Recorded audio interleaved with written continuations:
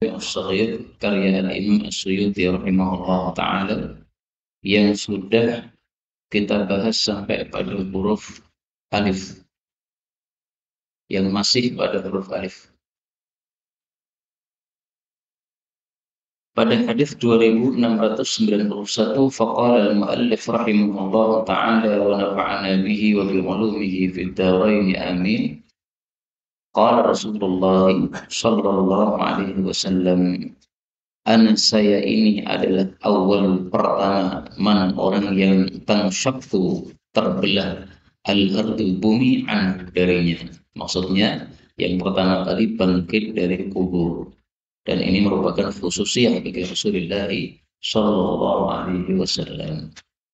Thumma kemudian Abu Bakrin, thumma Umar. Ini menunjukkan fadilah dua sahabat ini. Thumma ati ahlul baqi, lalu saya mendatangi penduduk pekuburan Baqi, yaitu pekuburan yang ada di Madinah. Fayubsyaruna ma'i, lalu mereka dikumpulkan bersama saya. Thumma antadhiru, kemudian saya menunggu ahli Makkah, penduduk Makkah, hatta uhsyara, sehingga saya pun dikumpulkan bainal haraini, di antara dua tanah haram, yaitu Makkah dan Madinah. Tapi hadis ini diperselisihkan derajatnya, ada yang mengatakan hasan, ada yang mengatakan dhaif. Hadis ini sekaligus menunjukkan fadilah mati di Madinah karena akan dikumpulkan bersama Rasulullah sallallahu alaihi wasallam. Tapi kita ambil hadis yang sahih saja yang menunjukkan fadilah mati di Madinah. Rasul sallallahu alaihi wasallam sabda,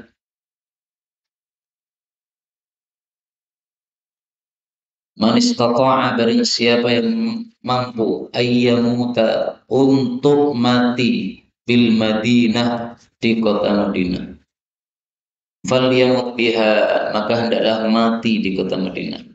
Fa inni asfa'u, karena saya memberikan syafaat liman yamutu biha, bagi orang yang mati di Madinah. Hadis riwayat Tirmidzi sahih. Maka hadis ini menguatkan makna hadis yang kita baca ini. 692, saya ini sayyidu, adalah paling utamanya waladi Adam, anaknya Nabi Adam alaihissalatu wassalam, yaitu manusia, yaumal qiyamah, besok pada hari kiamat. Yang dimaksud sayyid di sini karena Rasul sallallahu alaihi wasallam besoklah yang membuka syafaat untuk seluruh manusia. Semua manusia dikumpulkan di padang mahsyar, ditelantarkan di Allah Subhanahu wa taala. Nah, pembuka syafaatnya siapa? Nabi Muhammad sallallahu alaihi wasallam. Wa awwalu, dan pertama mang yang syaku, orang yang terbelah anhu darinya al-qabr, kuburan. Wa awwalu syafi', dan orang yang pertama kali memberi syafaat. Wa awwalu musyaffa', dan pertama kali orang yang diterima syafaatnya. Jadi kalimat terakhir ini merupakan penjelasan bagi kata-kata sayyid, yaitu apa? Awwalu syafi'in wa awwalu musyaffa', pemberi syafaat pertama dan yang pertama diterima syafaatnya oleh Allah Subhanahu wa taala. 693, ana sayyidu waladi Adam yaumal qiyamah, sama ya, wala fakhra, dan bukanlah menyombongkan diri. Maksudnya Nabi menyampaikan ini dalam rangka menceritakan nikmat Allah, bukan dalam rangka membanggakan diri. Maka boleh kita menceritakan nikmat Allah kepada kita, bukan dalam rangka membanggakan diri, boleh. Bahkan itu termasuk sesuatu yang baik karena diperintahkan oleh Allah dalam Al-Quran. Wa amma bi ni'mati rabbika fahaddits, surat At-Duha ayat 11. Adapun nikmat Allah, maka ceritakanlah. Untuk membedakan bahwa orang menceritakan nikmat Allah atau membanggakan diri, bagaimana? Yang membedakan adalah niatan hatinya. Sehingga yang tahu ya dirinya sendiri. Orang membanggakan diri, saya nggak ngerti apakah dia membanggakan diri atau semata-mata menceritakan nikmat Allah. Bisa saja nikmatnya baik, niatnya baik, berarti dia tidak membanggakan diri. Wa yaqba biyadi, dan di tangan saya ada liwa'ul hamdi, bendera pujian, wala fakhra, ini juga tidak membanggakan diri. Bendera pujian sudah pernah kita bahas ya, diperselisihkan, ada yang mengatakan itu hanya kalimat kinayah, bahwa beliau itu dipuji oleh semua makhluk. Ada yang mengatakan betul-betul ada bendera. Jadi ada bendera, yaitu yang dibawa oleh Nabi Muhammad SAW, dan bendera yang paling utama adalah liwaul hamdi, bendera pujian. Wa ma min nabiyyin, dan tidak ada seorang nabi pun yauma idzin, pada hari itu, Adam faman siwa, baik Nabi Adam maupun orang-orang yang selainnya, illa tahta liwa'i, kecuali di bawah bendera saya, wa ana awwalu syafi', saya pertama kali yang memberi syafaat, wa awwalu musyaffa', pertama kali yang diterima syafaatnya, wala fakhra, ini bukan menyombongkan diri, tapi menceritakan nikmat Allah Subhanahu wa taala. 694. Ana, saya ini adalah qaidu, pemimpin al-mursalin, para rasul, wala fakhra, dan tidak menyombongkan diri. Rasul jumlahnya 315 rasul, semuanya dipimpin oleh Nabi. Wa ana, dan saya adalah khatamun nabiyyin, boleh juga dibaca khatimun nabiyyin, penutup para nabi. Nabi jumlahnya 124.000 nabi, ditutup dengan Nabi Muhammad sallallahu alaihi wasallam. Wala fakhra, dan tidak menyombongkan diri. Wa ana awwalu syafi'in wa musyaffa'in wala fakhra. Sama ya dengan tadi, enggak usah diterjemahkan lagi. 695. Ana, saya ini adalah sabiqu, orang yang mendahului al-Arab, dari bangsa Arab.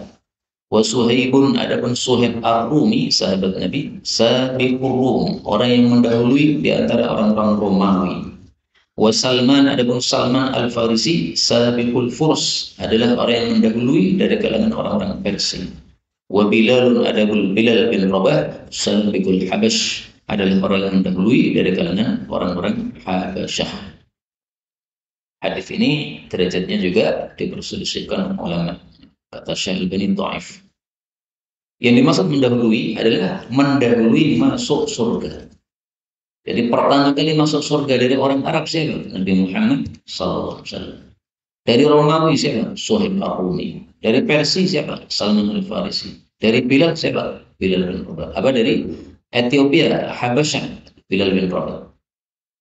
Dan kalau kita perhatikan, ya, semuanya nama-nama para budak. Suhaib Ar-Rumi pernah jadi budak. Salman Al-Farisi pernah jadi budak. Bilal bin Rabah pernah jadi budak. Jadi Masya Allah, kemuliaan diberikan oleh Allah berdasarkan ketakwaan, bukan berdasarkan posisi di masyarakat. 69. Ana, saya ini a'rabukum, orang yang paling Arab di antara kalian. Paling Arab maksudnya paling mulia nasab Arabnya, karena Arab itu kan berkabilah-kabilah. Ana min Quraisy, saya ini termasuk dari orang min Quraisy. Maksudnya nenek moyang Nabi itu ada yang namanya Quraisy. Nah, maka keturunannya disebut apa? Orang-orang Quraisy, suku Quraisy. Quraisy ini adalah nama kakek Nabi yang aslinya namanya itu Fihr. Maka kalau panjenengan cari nasab Nabi, lo mana kok nggak ada nama Quraisy? Nggak akan ketemu. Karena Quraisy ini hanya sekedar julukan. Nama aslinya siapa? Fihr. Coba kita lihat nasab Nabi Muhammad di dalam kitab Sahih Bukhari. Muhammad ibnu Abdillah. Muhammad bin Abdillah ibni Abdul Muttalib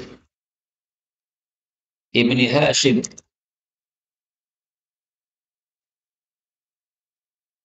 Disebutkan oleh Imam Bukhari di dalam kitab Sahihnya pada juz 5 halaman 44. Muhammad bin Abdillah ibni Abdul Muttalib ibni Hashim ibni Abdi Manaf ibni Qusay ibni Kilab ibni Murrah ibni Ka'ab ibni Lu'ay ibni Ghalib ibni Fihr. Nah, Fihr ini adalah apa? Quraisy. Jadi namanya Fihr, laqabnya Quraisy. Ibni Malik ibni Nadr ibni Kinanah ibni Khuzaimah ibni Mudrikah ibni Ilyas ibni Mudar ibni Nizar ibni Ma'ad ibni Adnan. Nah, Adnan ini adalah mentoknya nasab Nabi yang sahih.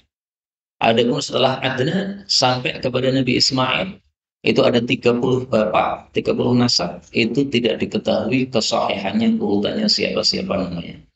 Kemudian dari Nabi Ismail kepada Nabi Ibrahim, kemudian dari Nabi Ibrahim kepada Nabi Nuh, nasabnya juga nggak diketahui. Dari Nabi Nuh kepada Nabi Adam, tidak ada dalil yang sahih. Maka nasab Nabi yang sahih cuma sampai Adnan ini.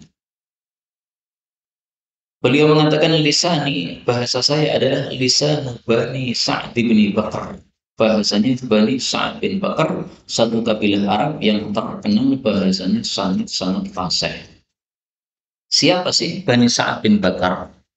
Adalah kabilahnya Halimah As-Sa'diyah yang merupakan penyusunya Nabi Muhammad SAW. Jadi orang-orang Mekah itu kalau punya bayi itu disusukan ke badui-badui yang bahasanya itu masih murni Arab, tidak kecampuran bahasa lain, sehingga bahasanya sangat-sangat fasih.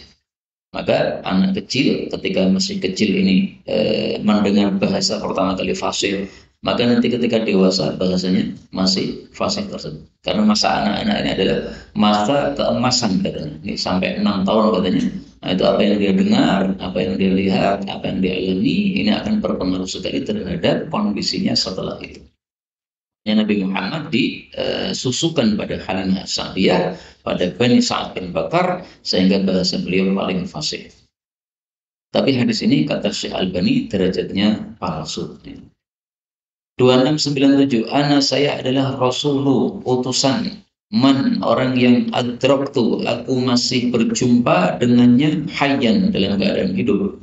Waman, dan orang yang yuladu, dilahirkan ba'di, setelah saya, yaitu setelah kematian Rasulullah sallallahu alaihi wasallam. Hadis ini maksudnya Rasulullah adalah nabi untuk umat akhir zaman. Jadi umat terdahulu sudah ada nabi-nabi sendiri-sendiri. Nah, umat akhir zaman sejak Nabi dikirim sampai kiamat itu semuanya nabinya satu, yaitu Nabi Muhammad sallallahu alaihi wasallam.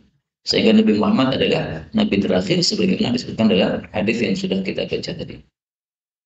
Dan juga disebutkan oleh Allah dalam Al-Qur'an pada surat apa? Pada surat Al-Ahzab ayat 40. Wa khatiman nabiyyin. Nabi Muhammad adalah penutup seluruh para nabi. Ini boleh dibaca khatim, boleh dibaca khatam, dua kali.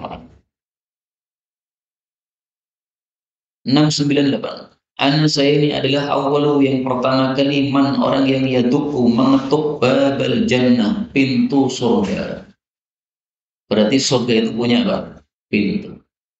Dan dikatakan pertama yang mengetuk, berarti semuanya juga mengetuk. Panjenengan-panjenengan semuanya juga apa? Mengetuk. Falam tasma', maka tidaklah mendengar al-adhan, telinga-telinga, ahsana, yang lebih bagus, min tanini, dari suaranya, al-halaqi, lingkaran, lingkaran jemaah. Di pintu ada lingkaran yang biasanya dibuka untuk buka. Ala tilkal masari', pada daun-daun pintu tersebut, yaitu daun pintu surga. Hadis ini juga derajatnya diperselisihkan ulama. Kata Al-Albani dhaif. Tetapi hadis ini memiliki penguat yang lain. Rasulullah Shallallahu Alaihi Wasallam bersabda, "Fa uqaqimuha, uqaqimuha." Rasulullah Shallallahu Alaihi Wasallam mengatakan bahwa saya inilah yang pertama kali datang ke pintu surga. Untuk apa? Fa astaftih, maka saya minta dibukakan. Lalu penjaganya mengatakan, siapa kamu? Maka saya jawab, saya Muhammad. Maka dia mengatakan, dengan sebab mula saya disuruh untuk tidak membuka kepada orang lain. Maka kalau bukan Muhammad, tidak dibukakan. Tapi karena Muhammad, tidak dibukakan pertama kali. Ini hadis riwayat Imam Muslim. Dan dari kata-kata ini, al-halaq, lingkaran-lingkaran ini, berarti betul-betul pintu surga itu ada lingkarannya untuk dibuka, tempat membuka pintu itu. Seperti pintu-pintu zaman kuno dulu. Nah, ada pegangannya berupa lingkaran. 699. Ana saya ini adalah fi'atul muslimin, sekelompok orang muslim. Hadis riwayat Abu Dawud sahih. Hadis ini termasuk yang susah dipahami kecuali kita tahu sababul wurudnya. Sababul wurudnya, perawi hadis ini Ibnu Umar bersama rekan-rekannya dikirim untuk perang.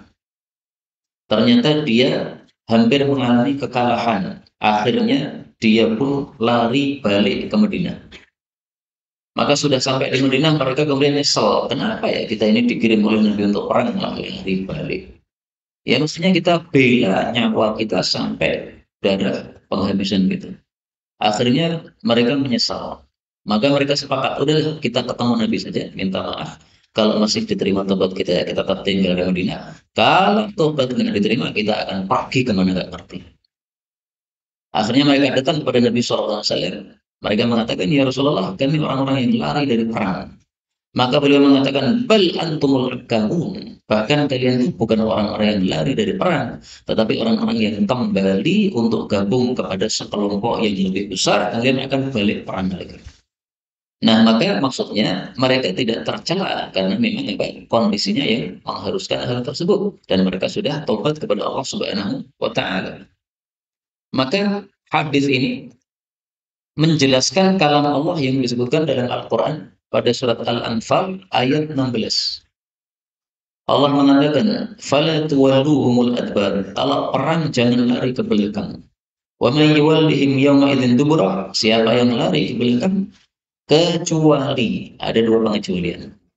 Boleh lari ke belakang, tidak bersalah kalau termasuk dua pengecualian ini. Pertama, mutaharrifal liqital. Lari dalam rangka taktik perang. Lari untuk balik lagi. Jadi larinya bukan lari pengecut, tapi membuat taktik, nggak ada masalah. Au mutahayyizan ila fi'ah, atau bergabung kepada kelompok lain. Ini ada kelompok kecil mau kalah, lari untuk gabung ke kelompok yang lebih gede. Nah, itu namanya bergabung pada kelompok yang lebih besar, ini boleh seperti ini. Nah, Nabi katakan, ana fi'ah. Saya adalah kelompok muslimin yang besar. Berarti kalian mau kalah, kemudian lari gabung ke Madinah, balik ke Madinah. Ini termasuk apa? Yang gabung, yang tidak termasuk yang dicela oleh Allah Subhanahu wa taala. Itu maksud hadis ini. Baru bisa dibahas ketika apa? Tahu ceritanya dan dikaitkan dengan surat Al-Anfal ayat 16. 2700. Ana saya ini adalah faratukum, pendahulu kalian alal haudi, di atas telaga, maksudnya telaga Kautsar. Yang dimaksud pendahulu adalah beliau yang mendahului datang ke telaga Kautsar untuk mempersiapkan telaga Kautsar untuk minuman bagi umat beliau yang akan datang. Dan ini sekaligus isyarat bahwa Nabi akan mati duluan mendahului sahabat-sahabatnya. Maka kata-kata faratukum, ya, saya mendahului kalian. Ini sekaligus isyarat bahwa beliau nanti akan wafat dan wafatnya mendahului sahabat-sahabat yang lain. Dan itu terbukti. Abu Bakar, Umar, Uthman, Ali, semuanya masih hidup. Sementara beliau dahuluan wafat. 701. Ana Muhammad, saya ini adalah Muhammad, orang yang selalu terpuji. Wa Ahmad, dan orang yang paling memuji Allah. Wal Muqaffi, dan Nabi terakhir. Wal Hashir, dan orang yang mengumpulkan. Wa Nabi Taubah, dan Nabi Taubah. Wa Nabi Rahmah, wa Nabi Rahmah, dan Nabi Rahmat. Hadis riwayat Imam Muslim. Zadat Tabarani, Imam Tabarani menambahkan, wa Nabiyul Malhamah, sekaligus Nabi peperangan. Hadis ini sahih. Ini bicara tentang nama-nama Nabi Muhammad SAW. Jangan lupa, orang Arab kalau memuliakan sesuatu akan dikasih nama yang banyak. Wajar kalau Nabi Muhammad pun namanya juga banyak. Namanya Muhammad, Ahmad, Muqaffi, Hashir, Aqib, Nabi Taubah, Nabi Rahmah, Nabi Malhamah. Banyak sekali namanya. Bahkan kata sebagian ulama, lahu alfusmin. Beliau punya 1000 nama. Tapi nama-nama tersebut rata-rata adalah sifat-sifat bagi Rasulullah SAW, dan ini khususiyah bagi Nabi Muhammad SAW. Hashir. Apa yang dimaksud hashir? Dijelaskan dalam hadis yang lain, yahsyurun nasu ala qadami. Orang-orang dikumpulkan setelah saya. Maka maksudnya hasyir ini, orang yang pertama kali dikumpulkan adalah Rasulullah SAW. Maka yang pertama kali bangkit dari kubur adalah Rasul SAW. Yang pertama kali terkumpul berarti adalah Rasul SAW. Jadi ketika dikumpulkan di padang mahsyar itu Rasulullah pertama kali, sehingga semuanya mengikuti Nabi Muhammad SAW. Nah, maka seolah-olah beliau yang mengumpulkan, karena beliau di depan, beliau yang pertama kali. Kenapa disebut Nabi Tobat? Karena tobat untuk umat Nabi Muhammad itu sangat mudah. Cukup istighfar, menyesal, niat tidak mengulangi, selesai. Kalau zaman dulu mau tobat itu harus macam-macam. Ada yang harus tobatnya itu dengan bunuh diri. Kaumnya Nabi Musa ditinggal oleh Nabi Musa malah melanggar. Nah, tobatnya gimana? Allah bikin gelap gulita, kemudian mereka suruh ambil senjata masing-masing, suruh saling perang antara mereka sendiri. Jadi seperti misalnya kalau kita kumpul di masjid ini, lampu suruh matikan, semuanya ambil pedang, kemudian sambil saling menusuk. Nanti kalau sudah apa misalnya 5 menit atau seperempat jam, nah, kemudian lampu dihidupkan.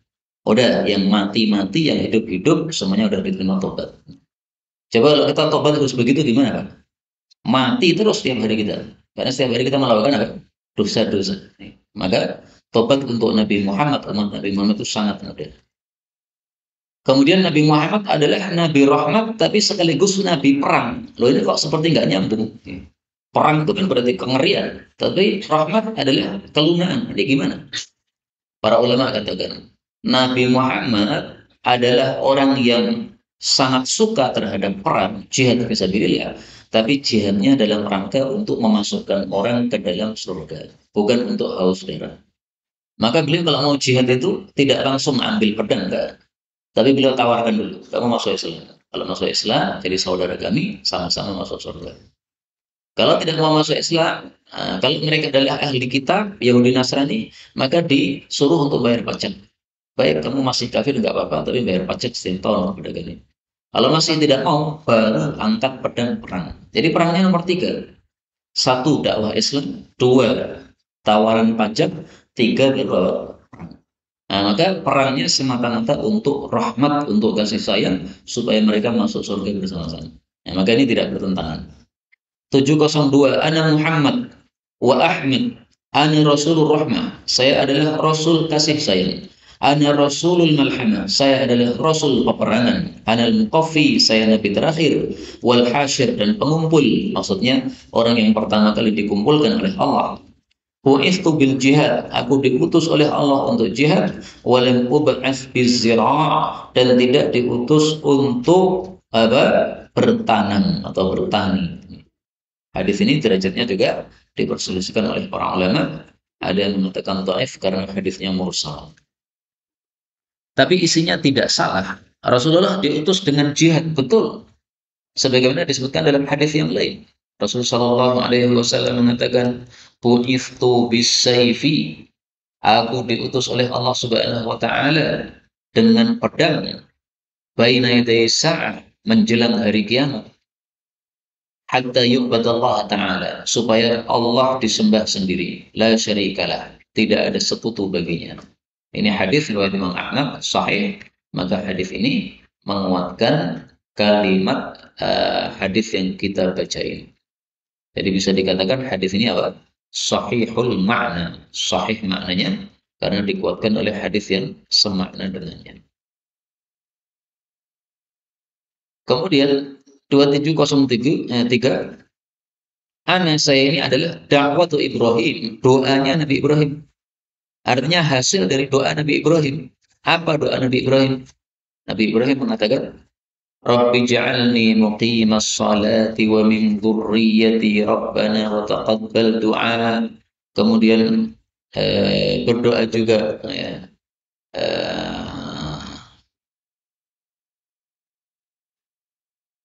apa doanya beliau? Rabbana wa ba'ath fihim rasulan minhum yatlu 'alaihim ayatika wa yu'allimuhumul kitaba wal hikmah. Ya Allah, utuslah pada keturunan saya ada orang yang membacakan kitab kepada mereka. Nah, ini doanya Nabi Ibrahim alaihi salatu wassalam. Nanti dilihat pada surat Al-Baqarah maupun surat yang lain. Wa kana, dan adalah akhiru man basyarani, orang yang terakhir memberikan kabar gembira bi terhadap saya adalah Nabi Isa ibnu Maryam alaihi wassalam. Hadis ini sahih. Kenapa Nabi Isa memberikan kabar gembira akan datang Nabi Muhammad? 2 hikmahnya. Yang pertama, supaya umat beliau tidak menolak Nabi baru. Sebagaimana umatnya Nabi Musa. Nabi Musa diutus oleh Allah. Mereka beriman dengan Nabi Musa. Tapi ketika Nabi Isa diutus, mereka tolak. Kami maunya Nabi Musa, nggak mau Nabi Isa. Nabi baru nggak mau. Nah, ini kafir kayak begini.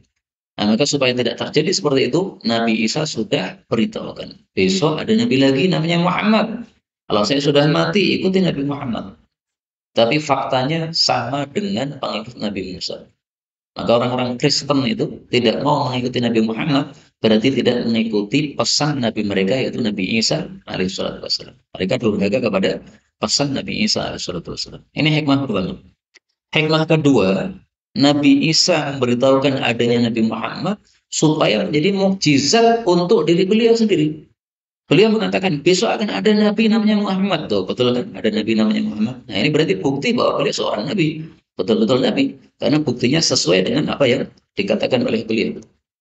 Seolah-olah mengetahui wahyu, apa? Mengetahui yang gaib karena mendapatkan wahyu dari Allah Subhanahu wa Ta'ala. 704. Ana saya ini adalah Darul Hikmah, kampung hikmah atau kebijaksanaan. Waliyun adapun Ali babuha adalah pintunya. Hadis ini kata Syekh Albani palsu. Dan hadis ini memang diperselisihkan ulama. Ada yang mengatakan hadisnya palsu, ada yang mengatakan hadisnya sahih. Kalau Ibnu Hajar mengatakan, yang mengatakan palsu tidak benar. Yang mengatakan sahih juga enggak benar. Yang benar apa? Hadisnya hasan. Hasan itu tingkatannya tengah-tengah. Kalau palsu kan berarti tertolak sama sekali. Kalau sahih berarti kan unggul di atas. Ini tengah-tengahnya. Dan hadis ini dikuatkan oleh hadis setelahnya 2705. Ana Madinatul Ilmi. Saya adalah kota ilmu. Wa aliyun babuha. Dan Ali adalah pintunya. Faman aradil ilma, maka barang siapa yang menghendaki ilmu, falyatil bab, silahkan datang kepada pintunya, yaitu ngaji kepada Sayyidina Ali radhiyallahu anhu. Hadis ini juga sama ya, kata Syekh Albani, palsu. Demikian juga ada yang mengatakan sahih, demikian juga ada yang mengatakan tengah-tengah, yaitu hadisnya hasan. Ada seorang ulama kontemporer sudah wafat namanya Syekh Ahmad Al-Humari. Beliau menulis satu kitab khusus membahas hadis ini, yang ringkasnya kesimpulannya hadis ini sahih. Kesimpulan beliau. Maka saya ulangi lagi, ini hadisnya derajatnya diperselisihkan ulama. Ada yang mengunggulkan berarti sahih, ada yang merendahkan ya, sampai derajat palsu, ada yang tengah-tengah yaitu hasan. Tapi ringkasnya saja, bahwasanya Ali bin Abi Thalib memiliki fadilah ilmunya sangat kuat, ini tidak bisa dipungkiri. Bukan berarti Ali lebih utama daripada Abu Bakar, bukan. Abu Bakar punya kelebihan, Ali punya kelebihan, Umar punya kelebihan, masing-masing punya kelebihan. Tetapi kalau melihat secara global, kelebihan sahabat Nabi yang paling utama tetap Abu Bakar, kemudian Umar, kemudian Utsman, Ali nomor 4. Tetapi Ali punya kelebihan yang lebih unggul daripada sahabat-sahabat Nabi yang lain, yaitu dalam hal apa? Ilmu. Maka Sayyidina Umar sahih dari beliau berdoa berlindung kepada Allah. Saya berlindung untuk hidup di suatu masyarakat yang di situ tidak ada Ali bin Abi Thalib. Kenapa? Kalau nggak ada Ali bin Abi Thalib, nanti saya pusing mengurusi suatu masalah, rujukannya kepada siapa? Maka seringkali hal ini ditanya oleh Sayyidina Umar. Ini ada masalah begini, gimana solusinya? Ali nggak pernah dikirim oleh Sayyidina Umar untuk mimpin perang. Kenapa? Karena kalau dikirim untuk memimpin perang, berarti dia nggak ada di Madinah. Padahal dia perlu untuk konsultasi kepada Sayyidina Ali kalau ada masalah-masalah penting. Sayyidina Utsman mengatakan, kalau tidak ada Ali, aku binasa. Dalam kasus apa? Dalam kasus ada seorang laki-laki menikah dengan seorang perempuan, kemudian 6 bulan setelah pernikahannya itu dia sudah melahirkan anak. Maka dilaporkan kepada Sayyidina Utsman, beliau mengatakan, rajam. Kenapa? Ini berarti zina. Masuk pernikahan baru seumur 6 bulan sudah melahirkan anak. Nah, disampaikan kepada Sayyidina Ali, maka Sayyidina Ali mengatakan, kalau kamu berhak untuk merajam ibunya, kamu tidak berhak untuk membunuh anaknya janinnya itu. Maka ditunggu saja. Nah, kemudian Sayyidina Ali mengatakan, ini orang tidak berhak untuk dibunuh sebenarnya. Kenapa? Karena hamil itu, masa hamil itu paling minim memang 6 bulan. Sehingga bisa saja ini orang menikah hari Ahad, kemudian hubungan intim hari Ahad itu Senin langsung hamil. Nah, kemudian 6 bulan langsung melahirkan. Bisa saja. Dan ternyata betul, ketika orang ini ditunggu, anaknya lahir, begitu anaknya lahir, semua orang mengatakan anak mirip dengan bapaknya sama sekali 100%. Maka Sayyidina Utsman baru mengatakan, inilah kalau tidak ada Ali saya bisa binasa, karena saya merajam orang yang tidak berhak untuk dirajam. Nah, Sayyidina Ali mengambil dalil dari mana? Bahwasanya hamil itu minimalnya 6 bulan dari Al-Quran, tapi semua orang tidak tahu bahwa itu sebagai dalil tersebut. Sayyidina Ali yang bisa mengambil kesimpulan darinya. 706. Ana saya ini adalah awlan nasi, paling dekatnya manusia di Isa bin Maryam, dengan Nabi Isa bin Maryam. Fit dunya wal akhirah, baik di dunia maupun di akhirat. Maksudnya gimana? Laisa baini wa bainahu nabiyyun. Tidak ada antara saya dengan Nabi Isa seorang nabi pun. Nah, maka dikatakan sebagai paling dekat. Wal anbiya, dan semua nabi adalah auladu allatin, anak-anak satu bapak. Ummahatuhum, ibu-ibu mereka syatta, berbeda-beda. Wa dinuhum wahid, tetapi agama mereka satu. Hadis muttafaqun alaih. Ini sebagai satu kinayah atau ungkapan kinayah bahwasanya Nabi itu tauhidnya, akidahnya satu meskipun syariatnya beda-beda. Akidahnya apa? Akidah Islam, yaitu mengesahkan Allah Subhanahu wa taala. Adapun syariatnya beda-beda. Syariat di zaman Nabi Adam tidak sama dengan syariat di zaman Nabi Muhammad SAW. Di zaman Nabi Adam menikahi adik kandung nggak apa-apa, menikahi adik sendiri nggak apa-apa. Karena zaman itu tidak ada tetangga, ya adanya saudara-saudara. Maka menikah sesama saudara-saudari nggak apa-apa. Tapi kalau sekarang nggak boleh. Saya menikahi adik saya karena adik saya cantik dan solehah. Kalau nggak bisa, kamu kakaknya mahram tidak bisa menikah. Maka syariatnya berbeda-beda. 707. Anak saya ini adalah aula, lebih dekat fil mukminin, terhadap orang-orang beriman, min anfusihim, daripada diri mereka sendiri kepada diri mereka sendiri. Dan ini disebutkan oleh Allah dalam Al-Quran. An-nabiyyu aula bil mu'minina min anfusihim. Surat Ahzab ayat 6. Nabi itu lebih dekat terhadap orang-orang beriman daripada diri mereka sendiri terhadap diri mereka. Wa azwajuhu ummahatuhum, dan istri-istri beliau adalah seperti ibu-ibu mereka. Apa maksudnya? Nabi Muhammad lebih dekat kepada kaum mukmin daripada diri mereka. Maksudnya adalah faman tuwfiya, barang siapa yang wafat, min ummati, dari umatku, minal mukminin, dari kalangan mukmin, fataraka dainan, lalu dia meninggalkan hutang, fa'alayhi qada'u, maka atas tanggungan saya pelunasannya. Wa man taraka malan, barang siapa yang meninggalkan harta, fahwa liwarasatih, maka harta itu untuk ahli warisnya. Hadis muttafaqun alaih.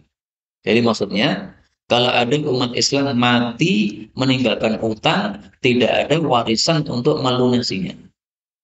Kalau ada warisan, maka warisannya untuk apa? Melunasi hutang tersebut. Tapi dia nggak punya warisan, atau warisannya nggak cukup untuk melunasi utang.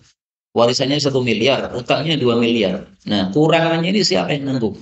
Yang nanggung bukan anak-anaknya. Jadi enak ya. Yang nanggung adalah Rasulullah SAW. Diambilkan dari mana? Dari Baitul Mal. Maka kalau ada khalifah, ada Amirul Mukminin sekarang ini, semestinya orang mati meninggalkan utang dan tidak ada warisannya ditanggung oleh Baitul Mal, semestinya. Tapi sekarang tidak ada khalifah, tidak ada Baitul Mal. Adanya Baitul Mal, namanya Baitul Mal, tapi bukan Baitul Mal yang sesungguhnya. Itulah makna aula, lebih dekat. Dan konsekuensi dari Nabi lebih dekat kepada kita daripada diri kita kepada diri kita sendiri, konsekuensinya adalah berarti kita harus lebih cinta kepada Nabi Muhammad daripada cinta kepada diri kita sendiri. Maka Sayyidina Umar pernah mengatakan, ya Rasulullah, semua orang ini, aku lebih cinta kepada engkau daripada semua orang selain diri saya sendiri. Saya cintai daripada cintaku kepada engkau. Nah, maka Rasulullah mengatakan, la ya Umar, oh enggak boleh ya Umar. Kamu harus lebih cinta kepada saya, melebihi cintamu kepada dirimu sendiri.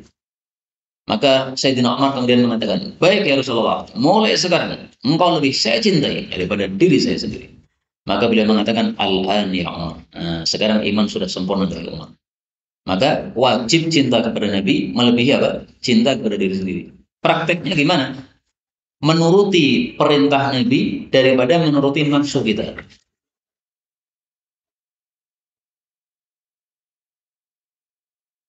Baik. Jadi saya ulang lagi ya. Menuruti perintah Nabi daripada menuruti nafsu gitu. Kalau kita menuruti nafsu sementara melanggar perintah Nabi, nah berarti lebih mencintai diri kita daripada mencintai Rasulullah SAW. Jadi kita perlu introspeksi ini. Apakah kita sudah cinta Nabi betul atau belum? Ini. Tampaknya perlu apa? Tampaknya perlu ada peningkatan lagi. 708. Ana syahid, saya adalah saksi Allah bagi Allah. Allah yang bahwasanya tidak terpeleset. Terpeleset maksudnya adalah melakukan dosa. Tersandung melakukan dosa. Aqilun, seorang yang berakal, illa rafa'a, kecuali Allah akan mengangkatnya lagi. Jadi kalau ada orang yang tersandung melakukan dosa, pasti Allah akan berikan taubat kepada dia. Kasih taufik lagi, akhirnya taubat lagi. Thumma, kemudian la ya'thur, dia tidak terpeleset lagi, illa rafa'ah, kecuali Allah angkat lagi. Thumma la ya'thur, kemudian dia tidak terpeleset lagi, illa rafa'ah, kecuali Allah angkat lagi. Kata ulama, meskipun sampai 70 kali mengulangi dosa-dosanya. Tapi kalau selalu tobat kepada Allah, selalu muncul penyesalan, maka masih diterima tobatnya oleh Allah Subhanahu wa Ta'ala. Tapi hadis-hadis seperti ini tolong jangan dijadikan sebagai alasan untuk merutinkan apa? Dosa. Tapi maksudnya kalau kita terjerumus dalam dosa, kemudian nyesal, nah, penyesalan itu jadikanlah sebagai harapan untuk kita dapat rahmat Allah. Jangan kemudian saya ini sudah berkali-kali tobat tapi ngulangi lagi, Allah tampaknya enggak menerima tobat saya. Nah, kalau sudah gitu sudah binasa sudah. Tapi selama kita masih punya apa namanya penyesalan, kemudian masih punya harapan dikasih tobat oleh Allah, masih diterima oleh Allah berdasarkan hadis ini. Hatta sehingga ya ja'alu nasirahu, Allah jadikan tempat kembalinya ilal jannah, ke dalam jannah. Dan hadis ini meskipun dhaif sanadnya tetapi maknanya sahih berdasarkan hadis-hadis yang semisal dengannya banyak. 709. Ana saya bariun, berlepas diri, mimman halaqa, dari orang yang menggundul, wasalaqa, dan orang yang teriak-teriak. Salaqa ini ada dua makna. Makna pertama adalah teriak-teriak.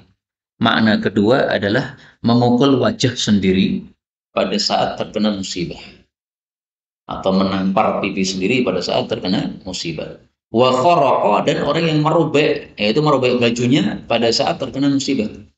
Jadi ini semuanya adalah ratapan-ratapan jahiliyah. Orang jahiliyah dulu kalau bapaknya atau ibunya atau istrinya atau suaminya mati, nah, maka kemudian gundul rambutnya. Kemudian nampar pipinya, teriak-teriak, menjerit-jerit, merobek-robek bajunya. Nah, ini semuanya adalah ratapan yang haram, dilarang oleh Rasul Sallallahu Alaihi Wasallam.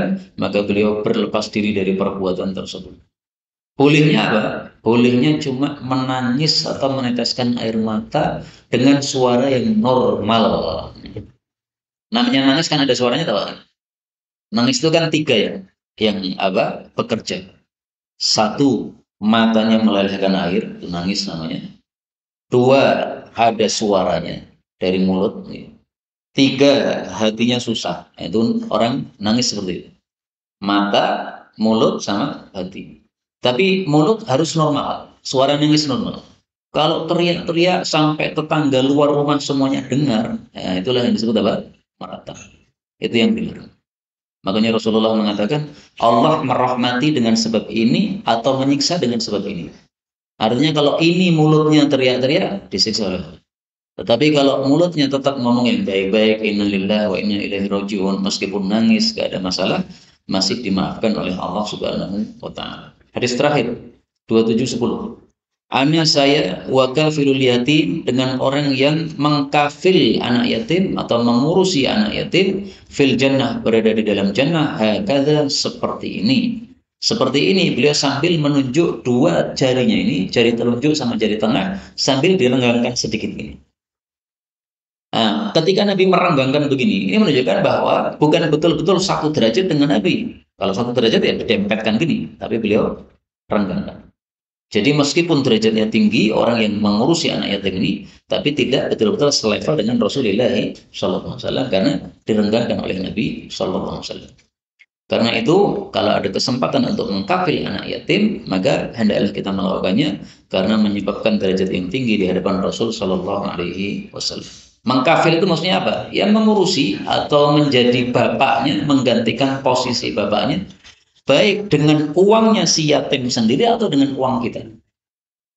Kita nggak punya uang, tapi anak yatim tadi punya uang. Nah, kita urusi anak yatim dengan uang dia sendiri. Itu termasuk kafil yatim. Dan kafil yatim ini bisa, yatim ini orang lain, bisa juga keluarganya. Bapak mati, kemudian ibunya yang mengkafili, mengurusi anak tersebut. Itu juga kafil yatim. Maka kafil yatim apa? Tidak harus orang lain. Anaknya sendiri bisa termasuk kita menjadi kafirul yatim. Inilah yang bisa disampaikan, benar dari Allah. Kalau ada salahnya, fa astagfirullahaladzim li wa lakum. Walhamdulillahirabbil alamin.